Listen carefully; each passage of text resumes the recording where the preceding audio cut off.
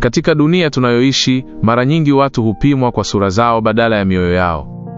Wengine hudharauliwa, kuchekwa na kutengwa, si kwa sababu ya makosa yao, bali kwa sababu ya muonekano wao wa nje. Hadithi hii inasimulia maisha ya binti mmoja aliyepitia maumivu makubwa, upweke na dharau kutoka kwa jamii aliyokuwa akiishi nayo, lakini kupitia moyo wake mwema, maisha yake yalibadilika kwa namna isiyotarajiwa. Ni simulizi ya huzuni, matumaini na ushindi wa haki, ikifundisha kuwa thamani ya mtu haipimwi kwa sura, bali kwa moyo wake.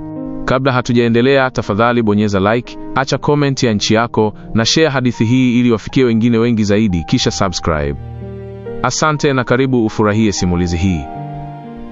Hapo zamani za kale, katika kijiji kimoja cha mwambao, kulikuwa na binti mmoja aliyeitwa Lucy. Kijiji kile kilikuwa karibu na bahari, chenye upepo mwanana na sauti za mawimbi zilizolia mchana na usiku, lakini uzuri huo haukuwa na maana yoyote katika maisha ya Lucy.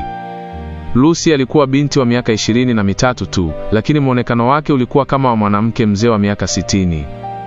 Uso wake ulikuwa umejaa mikunjo, macho yake yalionekana kuchoka muda mwingi, na mwili wake ulikuwa dhaifu kiasi cha kumfanya aonekane kama mtu aliyebeba mizigo ya maisha kwa muda mrefu sana. Hali hiyo ilimfanya Lucy aonekane tofauti sana na wasichana wenzake wa umri wake kijijini hapo. Lucy alikuwa anaishi peke yake katika nyumba ndogo ya udongo iliyokuwa pembeni ya kijiji. Nyumba hiyo ilikuwa imejengwa kwa udongo mwekundu na kuezekwa kwa nyasi zilizokauka, ikiwa mbali kidogo na nyumba za wanakijiji wengine. Mahali pale palionekana kimya na upweke, hasa nyakati za jioni, ambapo moshi wa majiko ya wanakijiji wengine ulionekana kwa mbali, huku nyumba ya Lucy ikibaki bila ishara yoyote ya furaha. Aliishi mwenyewe baada ya kila mtu kijijini kumtenga. Hakuna aliyekuwa tayari kukaa naye karibu au hata kumtembelea. Upweke ulikuwa kama kivuli kilichomfuata kila mahali alipokwenda. Lucy hakuwa na ndugu wala rafiki katika maisha yake. Baada ya wazazi wake kufariki dunia, hakuna mtu aliyebaki karibu naye. Wazazi wake walikuwa watu pekee waliompa upendo wa kweli, lakini kifo chao kilimwacha Lucy akiwa peke yake kabisa katika dunia iliyojaa watu waliomchukia. Hakukuwa na shangazi, mjomba au jamaa yoyote aliyemchukua au kumjali. Alilazimika kujifunza kuishi mwenyewe tangu akiwa mdogo, akijitegemea kwa kila kitu bila msaada wa mtu yoyote. Wanakijiji walimtenga Lucy kwa sababu ya sura yake mbaya na umbo lake baya. Kila alipopita njiani, macho ya watu yalijaa dharau na vinywa vyao vilikuwa tayari kumsema vibaya. Hakuna aliyemtazama kama binadamu mwenye hisia, bali walimuona kama kitu cha kuchekesha na cha kudharaulika. Walikuwa wakisema kuwa sura ya Lucy ilikuwa ya kutisha na umbo lake halikupendeza hata kidogo, jambo lililowafanya wazidi kumchukia bila hata kujaribu kumfahamu. Kuanzia akiwa mdogo, Lucy alitengwa na aliishi peke yake. Hakuwahi kufurahia utoto kama watoto wengine wa kijijini hapo. Wakati watoto wengine walipokuwa wakicheza pamoja, Lucy alikuwa akikaa pembeni, akiwaangalia kwa macho yaliyojaa huzuni. Wanakijiji walimcheka mara kwa mara na kumuita majina mabaya yaliyomuumiza moyo wake. Walimuita majina yaliyomfanya ajihisi hana thamani, wakimfananisha na mzee au kiumbe wa ajabu asiye na nafasi katika jamii yao. Maneno yao mabaya yalikuwa yakimchoma moyoni, lakini hakukuwa na mtu wa kumsikiliza au kumtetea. Maisha ya Lucy yalijaa huzuni na upweke mkubwa. Kila siku ilipita bila furaha, bila kicheko na bila matumaini ya kubadilika kwa hali yake. Aliishi maisha ya kimya, akivumilia maumivu ya kudharauliwa na kuchukiwa na watu waliomzunguka. Ingawa alikuwa bado msichana kwa umri mdogo, maisha yalikuwa tayari yamemchosha, na sura yake ilikuwa shahidi wa mateso aliyoyapitia tangu utoto wake. Lucy alikuwa akilia mwenyewe chumbani kwake, machozi yakimdondoka bila sauti, yakilowanisha sakafu ya udongo aliyokuwa amekaa juu yake. Chumba chake kilikuwa kidogo, kikiwa na kitanda cha miti na godoro chakavu. Hakukuwa na chochote cha kumfariji isipokuwa ukimya mzito uliomzingira. Hakuwa na mtu wa kumwambia maumivu yake, hakuna rafiki, hakuna ndugu, wala jirani wa kumfariji. Kila alipohisi maumivu moyoni, alilazimika kuyabeba peke yake. Alizungumza na moyo wake mwenyewe, lakini hata huo moyo ulikuwa umechoka kwa mateso ya muda mrefu. Kila siku Lucy alijaribu kuendelea na maisha kama kawaida, licha ya dharau alizokutana nazo. Siku moja alipoenda kisimani kuchota maji, alikutana na wasichana wenzake wa kijijini. Walipomwona wakaanza kunong'ona, macho yao yakimtazama kwa dhihaka. Mmoja wao akasema kwa sauti ya kejeli, "Lucy, sura yako mbaya kama mzee." Baada ya maneno hayo, walicheka kwa sauti kubwa, kicheko chao kikivuma kama mshale uliomchoma Lucy moyoni. Walimwangalia kwa dharau, kana kwamba hakuwa binadamu kama wao, bali kiumbe cha kuchekesha kilichokosa thamani. Lucy alisimama kimya, moyo wake ukiuma sana. Alitamani kutoweka pale, lakini alijikaza. Hakujibu chochote, hakusema neno, bali alishusha macho chini kwa aibu na huzuni. Aliteka maji kwa mikono iliyokuwa ikitetemeka, akajaza ndoo yake huku machozi yakimtoka taratibu. Hakutaka waone analia, lakini maumivu yalikuwa makubwa kuliko uwezo wake wa kujificha. Alipomaliza, alibeba ndoo kichwani na kuanza kurudi nyumbani, akitembea polepole kana kwamba miguu yake ilikuwa mizito. Njiani hakutazama nyuma, alirudi nyumbani akiwa na huzuni kubwa moyoni. Mara nyingine Lucy alienda sokoni kununua mahitaji ya chakula. Soko lilikuwa limejaa watu, kelele na harufu za vyakula mbalimbali, lakini Lucy hakuhisi furaha yoyote.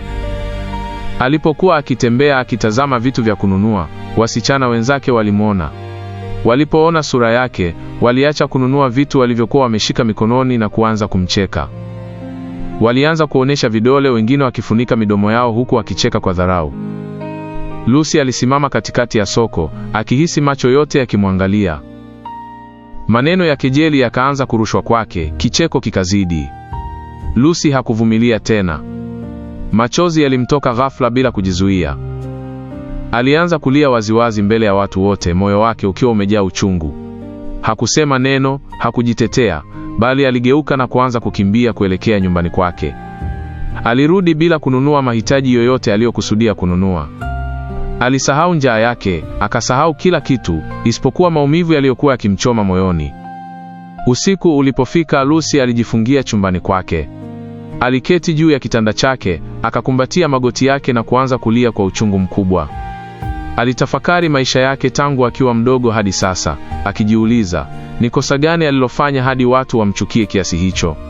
Alikumbuka kicheko cha wanakijiji, maneno yao mabaya, na upweke wake uliokithiri.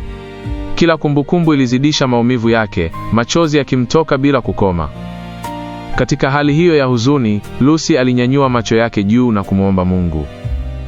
Alizungumza kwa sauti ya chini, iliyojaa uchungu na matumaini madogo. Alimwomba Mungu ampe faraja, ampe nguvu ya kuendelea kuishi licha ya mateso yote. Alimwomba Mungu aone maumivu yake na ayapunguze, hata kama hatabadilisha sura yake, basi abadilishe moyo wake ili aweze kuvumilia. Usiku huo Lucy alilala huku machozi yakiwa bado mashavuni mwake, moyo wake ukiwa mzito, lakini akiwa na tumaini dogo kwamba Mungu angeisikia sala yake. Asubuhi moja Lucy aliamka mapema sana kabla ya jua kuchomoza vizuri. Kuku alikuwa bado wanawika kwa mbali na kijiji kilikuwa kimya, kila mtu akiwa bado usingizini. Lucy alitoka nje ya nyumba yake ndogo ya udongo, akavuta pumzi ndefu ya hewa ya asubuhi. Alianza safari yake kuelekea msituni kama alivyokuwa amezoea kufanya mara nyingi. Msitu huo haukuwa mbali sana na kijiji, lakini ulikuwa kimya na wenye kivuli kizito cha miti mikubwa. Alipokuwa akitembea kuelekea msituni, Lucy alianza kuimba nyimbo za taratibu kwa sauti ya chini. Nyimbo hizo zilikuwa rahisi na za huzuni, nyimbo alizozizoea kuziimba tangu akiwa mdogo. Aliziimba ili kujifariji, ili kupunguza maumivu yaliyokuwa yakimkaa moyoni. Sauti yake haikuwa nzuri sana, lakini nyimbo hizo zilimpa amani fulani, zikimfanya ajisikie kama bado ana uhai na thamani hata kama watu walimchukia. Kila alipoimba, moyo wake ulipata faraja kidogo. Alipofika msituni, Lucy alianza kuokota kuni zilizoanguka chini. Alikuwa makini, akichagua kuni kavu ambazo zingewaka moto kwa urahisi. Aliokota kuni moja baada ya nyingine, akiziweka pamoja huku akiendelea kuimba nyimbo zake za taratibu.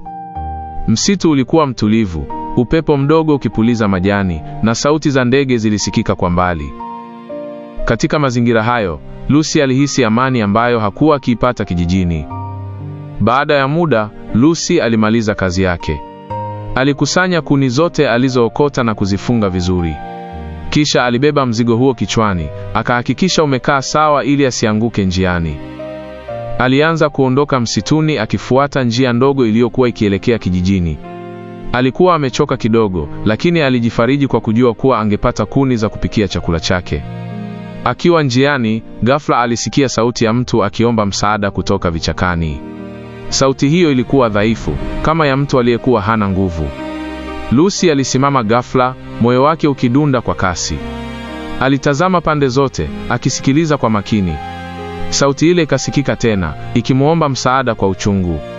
Lucy alihisi hofu ikimvaa, kwani hakutarajia kukutana na mtu msituni wakati huo wa asubuhi. Lucy alishusha kuni kichwani taratibu, akaziweka chini. Alisogea polepole kuelekea kwenye vichaka alikokuwa akisikia sauti ile. Kila hatua aliyopiga ilijaa tahadhari, moyo wake ukipiga kwa nguvu. Alipochungulia vichakani, alishangaa sana kumuona mwanaume amelala chini. Mwanaume huyo alikuwa amechafuka kwa damu, nguo zake zikiwa zimechanika na mwili wake ukiwa na majeraha makubwa. Alionekana dhaifu sana, karibu kupoteza fahamu. Lucy alihisi hofu kubwa. Alisimama pale kwa muda, macho yake yakimtazama yule mwanaume bila kupepesa. Maswali mengi yakaanza kumjia kichwani. Alianza kujiuliza amsaidie au amuache pale. Hofu ilimjaa moyoni, akiwaza, vipi nikimsaidia akafa, itakuwaje? Nitaonekana nimemuua. Mawazo hayo yalimtisha sana. Alijiuliza nini kingetokea kama wanakijiji wangemuona akiwa na yule mwanaume. Alijua tayari watu walimchukia, na tukio hilo lingeweza kumpa matatizo makubwa zaidi. Lucy alifikiria kwa muda, akisimama katikati ya msitu huku sauti ya yule mwanaume ikiendelea kudhoofika. Aliona jinsi maisha yake mwenyewe yalivyokuwa magumu, lakini pia alitambua kuwa yule mwanaume alikuwa katika hali mbaya zaidi. Moyo wake ulianza kumwambia jambo tofauti na hofu iliyokuwa kichwani mwake. Alivuta pumzi ndefu, akafumba macho kwa sekunde chache, kisha akafanya uamuzi. Kwa sauti ya chini Lucy alijisemea, acha nimsaidie tu, potelea pote. Alijua hatari iliyokuwepo, lakini alichagua kusikiliza huruma iliyokuwa moyoni mwake. Hofu haikutoweka kabisa, lakini uamuzi ulikuwa tayari umefanyika. Lucy alisogea karibu zaidi na yule mwanaume, tayari kuchukua hatua ya kumsaidia, bila kujua kuwa uamuzi huo ungeibadilisha kabisa maisha yake. Lucy alimwangalia yule mwanaume kwa mara nyingine, kisha akakusanya ujasiri wake. Ingawa hofu ilikuwa bado moyoni mwake, aliamua kutekeleza uamuzi alioufanya. Alimshika yule mwanaume taratibu na kuanza kumkokota polepole kutoka vichakani. Mwili wake ulikuwa mzito, lakini Lucy hakukata tamaa. Alimkokota kwa tabu sana, akisimama mara kwa mara kupumua. Jasho lilimtoka mwilini, mikono yake ikitetemeka kwa uchovu, lakini moyo wake ulimwambia aendelee. Alipomfikisha ndani ya nyumba, Lucy alimlaza mwanaume yule juu ya kitanda chake cha miti. Alimwangalia kwa huruma, akaona jinsi majeraha yake yalivyokuwa makubwa na damu ilivyokuwa imemchafua mwili mzima. Bila kupoteza muda, Lucy alianza kumtibu majeraha yake kwa uwezo mdogo aliokuwa nao. Alitumia maji safi kuyasafisha majeraha, akipasua kitambaa chake chakavu kukitumia kama bandeji. Kila alipogusa jeraha, moyo wake ulijaa hofu, lakini hakurudi nyuma. Alifanya yote kwa makini, akimwomba Mungu kimoyomoyo asife mikononi mwake.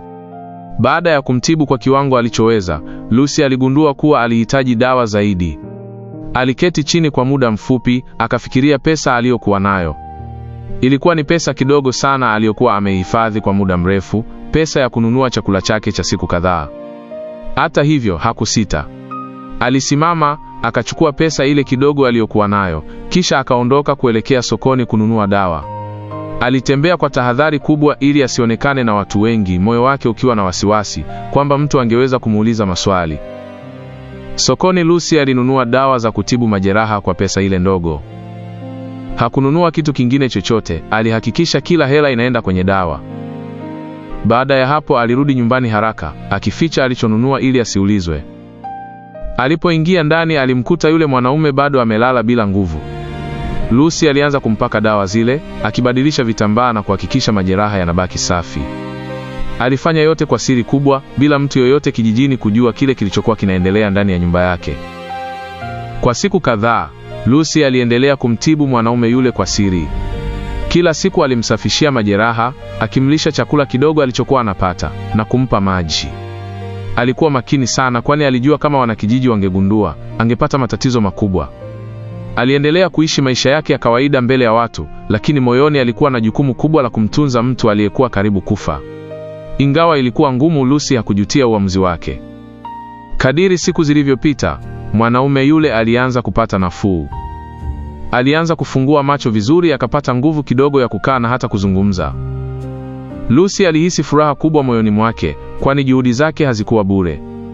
Siku moja, mwanaume yule alimwangalia Lucy kwa macho ya shukrani na kusema kwa sauti dhaifu, lakini iliyojaa hisia, "Asante sana kwa kunisaidia, umeokoa maisha yangu."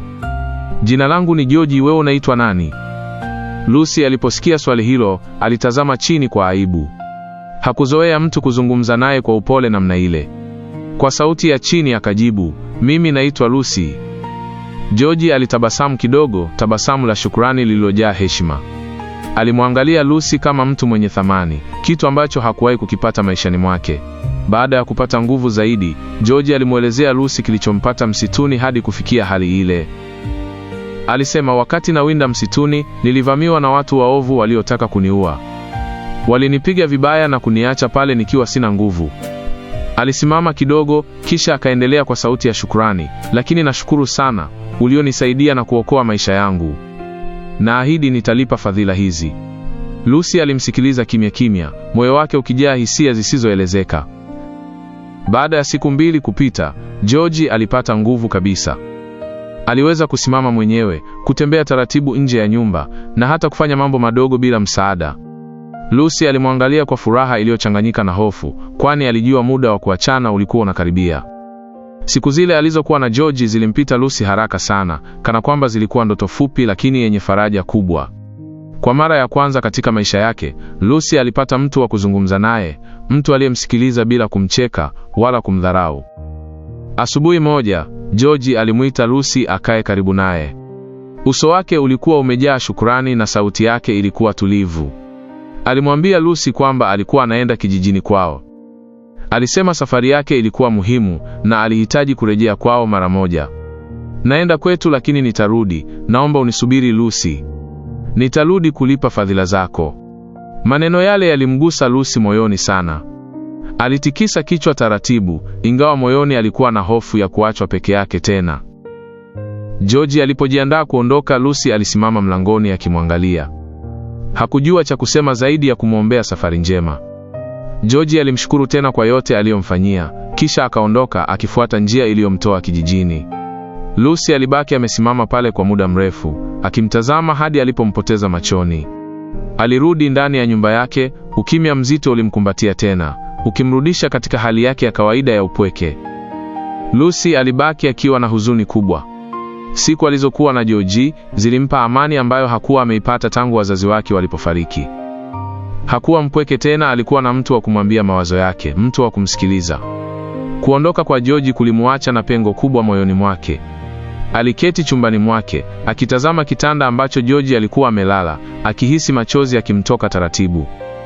Alijaribu kujifariji kwa kuamini kwamba George angerudi kama alivyoahidi. Lakini siku zilivyoendelea, maisha ya Lucy yalirudi katika hali yake ya awali. Wanakijiji waliendelea kumdharau na kumcheka kama zamani. Alipokuwa akipita njiani, maneno ya kejeli hayakukoma. Alipoenda kisimani au sokoni, vicheko vilimfuata. Lucy alirudi kuishi maisha ya kudharauliwa na kuchekwa, maisha aliyokuwa ameyazoea lakini ambayo bado yalimuumiza sana. Tofauti pekee sasa ilikuwa kumbukumbu ya George, kumbukumbu iliyompa maumivu zaidi kwa sababu alishajua ladha ya amani. Siku zilipita na siku zikageuka kuwa wiki. Lucy aliendelea kumsubiri George kwa matumaini. Kila asubuhi alipoamka, alitazama nje kwa matumaini kwamba angeona George akija. Kila jioni alikaa mlangoni, akitazama njia ile ile aliyotumia kuondoka. Lakini hakuna aliyekuja. Wiki zikapita, miezi ikapita, na George hakurudi. Ahadi ile ilianza kuonekana kama ndoto tu. Kadiri miezi ilivyopita, matumaini ya Lucy yalianza kupungua taratibu. Kila siku aliyoendelea kusubiri bila kumuona George, ilizidisha maumivu moyoni mwake. Alianza kujiuliza kama kweli George angemkumbuka. Alikumbuka maneno yake ya kuahidi kurudi, lakini kadiri muda ulivyokwenda, maneno yale yalionekana kupoteza uzito wake. Mwisho wa yote, Lucy alikata tamaa. Alikubali moyoni mwake kwamba huenda George amemsahau. Baada ya kukata tamaa, Lucy aliendelea na maisha yake kama kawaida. Alirudi katika ratiba yake ya kila siku ya kuokota kuni, kuchota maji na kujitafutia chakula. Alijaribu kufuta matumaini aliyokuwa nayo na kuyaweka moyoni kama kumbukumbu tu. Ingawa ndani kabisa aliumia, alijifariji kwa kusema labda ndivyo maisha yalivyopangwa kwake. Alimwacha George katika mawazo yake, akiamini kwamba alikuwa amemsahau kabisa, na akaendelea kuishi maisha ya upweke kama alivyokuwa amezoea tangu zamani. Siku moja asubuhi, Lucy alikuwa sokoni akijaribu kununua mboga kwa ajili ya chakula chake cha siku hiyo. Alikuwa amebeba kikapu chake kidogo mkononi, akitembea taratibu kati ya vibanda vya wauzaji. Soko lilikuwa na kelele nyingi za watu wakinunua na kuuza, lakini Lucy alitembea kimya kimya, macho yake yakiwa chini kama kawaida yake. Alijaribu kuzingatia kile alichokuja kununua ili asiwaze maneno mabaya aliyokuwa ameyazoea kuyasikia kila siku. Akiwa bado sokoni, ghafla walitokea wasichana 4 waliokuwa umri sawa na wake.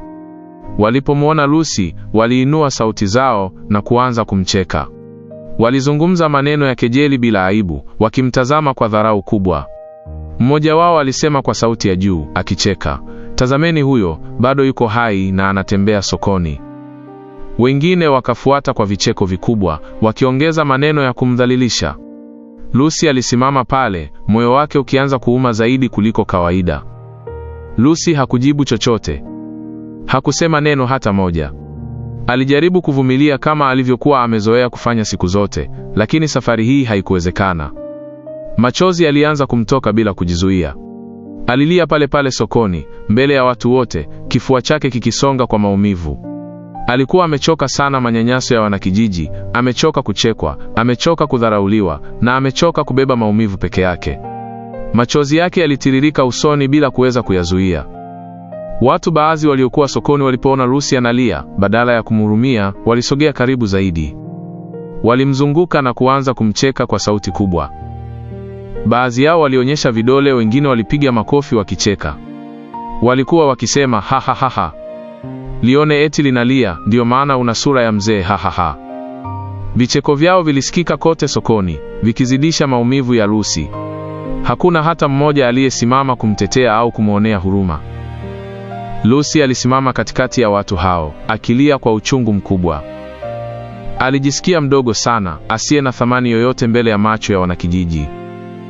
Maneno yao yalikuwa yakimchoma moyoni kama moto. Alitamani ardhi ifunguke aingie, au hata apotee kabisa mbele ya macho yao. Lakini hakuwa na pakwenda, alibaki pale akilia, machozi yakimdondoka bila kukoma. Wakati hali hiyo ikiendelea, ghafla kilisikika king'ora kikubwa kikilia kutoka mbali. Sauti hiyo haikuwa ya kawaida, ilikuwa ni sauti nzito na ya kuogopesha kidogo. Watu sokoni walianza kunyamaza taratibu, vicheko vikakatika. Walianza kutazamana kwa mshangao. "Hiki ni king'ora cha mfalme," mtu mmoja alisema kwa sauti ya kushangaa. Mwingine akauliza, "Hii, mfalme amefuata nini kijijini kwetu?" Watu walianza kuulizana kwa hofu na mshangao. Soko lote likageuka kuwa kimya. Watu walisahau kabisa kumcheka Lucy na macho yao yakaanza kutazama upande ambao sauti ya king'ora ilitokea. Dakika chache baadaye, palanquin la kifalme lilionekana likisogea likiwa limebeba mfalme. Askari walikuwa wakiongozana nalo kwa heshima kubwa. Wanakijiji wote waliinama na kusimama kimya kwa hofu na heshima. Palanquin liliposimama sokoni, mfalme alishuka taratibu. Alikuwa amevaa mavazi ya kifalme, uso wake ukiwa tulivu lakini wenye mamlaka. Watu wote walikaa kimya wakimtazama, wakijiuliza sababu ya kuja kwake ghafla kijijini kwao. Bila kuangalia pande nyingine, mfalme alianza kutembea taratibu kuelekea mahali Lucy alipokuwa amesimama, bado akilia kimya kimya. Hatua za mfalme zilipokaribia, watu walishangaa zaidi. Hakuna aliyeelewa kilichokuwa kinaendelea. Macho yote yalikuwa yakimfuata mfalme, yakishuhudia tukio lisilo la kawaida. Lucy alikuwa bado ameinamisha kichwa, machozi yakimdondoka. Aliposogea zaidi, Lucy alinyanyua kichwa chake taratibu, macho yake yakiwa bado yamejaa machozi. Alimtazama yule mfalme aliyekuwa anamsogelea, na ghafla moyo wake ulipiga kwa kasi isiyo ya kawaida. Alimtazama usoni kwa makini zaidi, akahisi kama anamfahamu. Alipomtazama vizuri, macho yake yalitanuka kwa mshangao mkubwa. Hakuwa mwingine, alikuwa ni George. Lucy alibaki mdomo wazi, machozi yakisimama ghafla kana kwamba yameshtushwa na kile aliyokiona. Kwa sauti ya kushangaa na isiyoamini, Lucy alisema, "Ha, George." Sauti yake ilikuwa ndogo lakini ilisikika kwa wale waliokuwa karibu. Wanakijiji waliposikia jina hilo na kuona mshangao wa Lucy, walizidi kushangaa. Walianza kutazamana uso kwa uso, wengine wakinong'ona kwa sauti za chini. Hakuna aliyekuwa anaelewa kinachoendelea. Mfalme George alikuwa mbele yao, alivaa mavazi ya kifahari na heshima. Mfalme aliposogea karibu zaidi, alimkaribia Lucy kwa hatua tulivu, akanyoosha mkono wake na kumshika Lucy mkono kwa upole. Mkono wa Lucy ulikuwa ukitetemeka, macho yake yakiwa yamejaa mshangao na hofu kwa wakati mmoja. Wanakijiji wote walishangaa tukio lile la kushangaza. Walikuwa hawaamini macho yao. Mfalme, mtu mwenye mamlaka na heshima kubwa, alikuwa ameshika mkono wa Lucy, yule aliyekuwa akionwa kama kichekesho cha kijiji. Maneno yakaanza kusikika miongoni mwa wanakijiji. Baadhi yao walikuwa wakisema kwa sauti za mshangao, kitu gani kinaendelea? Mfalme anamshika mkono Lucy? Wengine waliongea kwa hofu na kutoamini, haya ni maajabu au naota? Wanakijiji walizidi kushangaa, wengine wakishika vichwa vyao kana kwamba walitaka kuhakikisha hawakuwa wanaota. Hakuna aliyekuwa amewahi kuona au kusikia tukio la aina hiyo. Mfalme George alimwangalia Lucy kwa macho yaliyojaa shukrani na upole. Kisha akageuza uso wake na kuwaangalia wanakijiji wote waliokuwa wamekusanyika sokoni. Sauti ikawa kimya kabisa, kila mtu akasubiri kwa hofu na udadisi. Mfalme George alianza kusema kwa sauti nzito lakini tulivu, huyu msichana Lucy alinisaidia mimi. Aliokoa maisha yangu. Maneno hayo yalipigwa na ukimya mzito, kila mtu akimsikiliza kwa makini. Mfalme alikaa kimya kidogo, akiwatazama wanakijiji mmoja baada ya mwingine, kana kwamba alikuwa anataka maneno yake yaingie vizuri akilini mwao. Kisha akaendelea kusema, nilipokuwa katika hali mbaya sana, nikiwa karibu kufa, ni Lucy huyu aliyenisaidia bila kujali kitu, bila kujali anavyotendewa na watu. Alinificha, aliniponya na kunusuru uhai wangu. Wanakijiji walishusha vichwa vyao taratibu, maneno hayo yakianza kuwagusa moyoni. Baada ya hapo, Mfalme George alipumua kidogo, kisha akasema maneno ambayo hakuna mtu aliyekuwa akiyatarajia. Kwa sauti iliyojaa mamlaka, alisema, na kwa sababu mimi sijaoa, natangaza rasmi kwamba ninamuoa Lucy awe mke wangu na malkia. Maneno hayo yalipoingia masikioni mwa wanakijiji, mshangao uligeuka kuwa butwaa.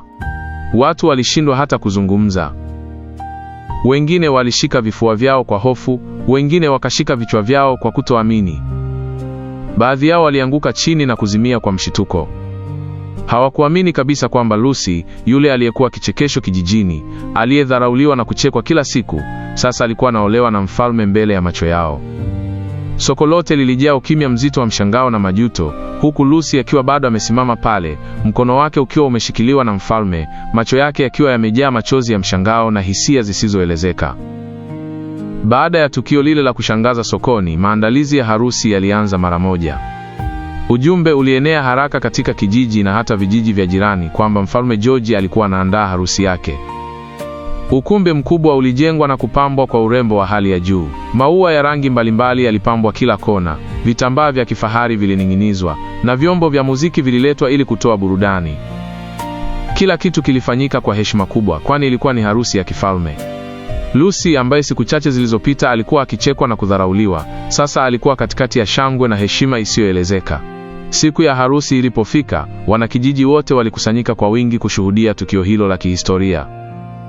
Mfalme George na Lucy walifunga ndoa mbele ya wanakijiji wote.